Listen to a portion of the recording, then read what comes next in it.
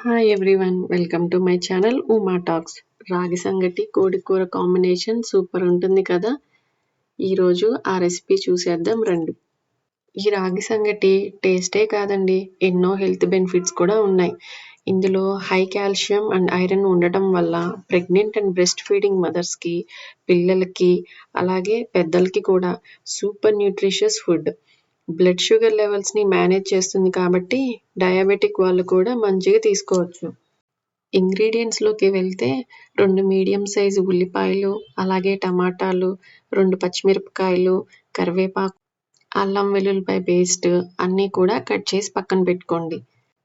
బాండలి heat అయ్యాక 2 స్పూన్ల oil వేసి 1 ఇంచ్ దాల్చిన చెక్క, 4 లవంగాలు, కొద్దిగా జీలకర్ర వేసి వేయించుకోవాలి.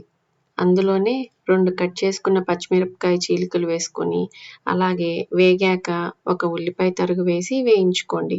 అందులోకి కొద్దిగా కరివేపాకు వేసి వేయించుకోండి. ఆనియన్ ఫ్రై అయ్యాక 1 స్పూన్ జింజర్ గార్లిక్ పేస్ట్ వేసి పచ్చివాసన పోయేంత వరకు వేయించుకోవాలి. అందులోకే టమాటా తరుగు వేసి వేయించుకోవాలి. గ్రేవీ కోసం మిక్సీ జార్ తీసుకొని 1 ఉల్లిపాయ, అలాగే 1 టమాటా, 1 స్పూన్ నువ్వులు, 1 స్పూన్ సోంపు, అలాగే 2 ఇంచుల కొబ్బరి, 5 జీడిపప్పులు అన్నీ వేసి మిక్సీ పట్టుకొని స్మూత్గా పేస్ట్ చేసి పక్కన పెట్టుకోండి. టమాటా వేగేటప్పుడు 1 స్పూన్ రాక్ సాల్ట్ వేసుకొని వేయించుకోండి. అందులోకి మిక్సీ పట్టుకున్న మసాలా పేస్ట్ యాడ్ చేసి పచ్చివాసన పోయేంత వరకు వేయించుకోండి. కొద్దిగా వాటర్ యాడ్ చేసుకొని ఫ్రై చేసుకోండి. వాటర్ యాడ్ చేసుకున్నాక ఒకసారి గరిటెతోటి మసాలా అంతా కలుపుకోండి. అడుగు పట్టకుండా మిక్స్ చేసుకుంటూ ఉండాలి. మసాలా అంతా పచ్చివాసన పోయి మంచిగా ఫ్రై అయ్యాక అందులోకి 1/2 స్పూన్ పసుపు వేసి వేయించుకోండి. వేయించుకున్నాక 1/2 కేజీ చికెన్ తీసుకున్నానండి నేను. చికెన్ వాష్ చేసుకొని మంచిగా క్లీన్ చేసుకొని మసాలాలోకి చికెన్ని యాడ్ చేసుకొని గరిటెతోటి బాగా మిక్స్ చేసుకోండి.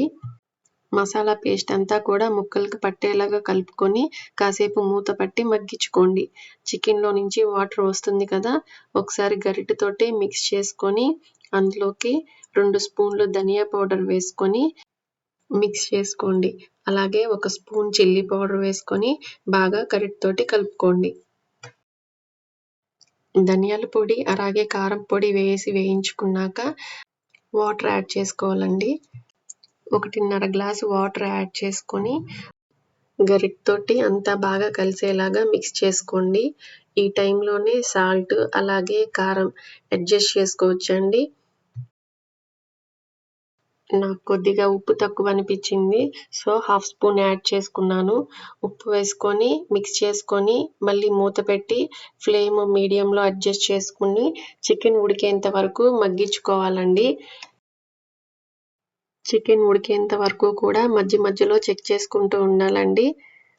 చికెన్ బాగా ఉడికాక అందులోకి 2 స్పూన్లు చికెన్ మసాలా పొడిని యాడ్ చేసుకోండి. గరం మసాలా పొడి కూడా యాడ్ చేసుకోవచ్చండి, నేనైతే స్కిప్ చేశాను.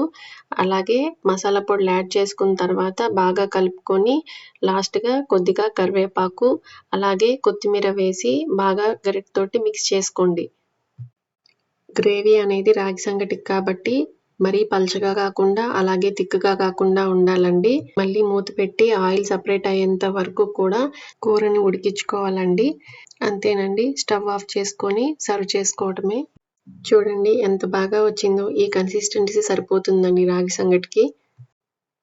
ఈ కాంబినేషన్ మీరు కూడా ట్రై చేయండి. ట్రై చేశాక ఎలా వచ్చిందో కమెంట్ బాక్స్లో చెప్పడం మర్చిపోకండి. రాగి సంగటి నాన్ వెజ్జే కాదు, వెజ్ కర్రీస్లో కూడా చాలా బాగుంటుందండి. మళ్ళీ ఇంకో రెసిపీలో కలుద్దాం. Thanks for watching. Take care. Bye.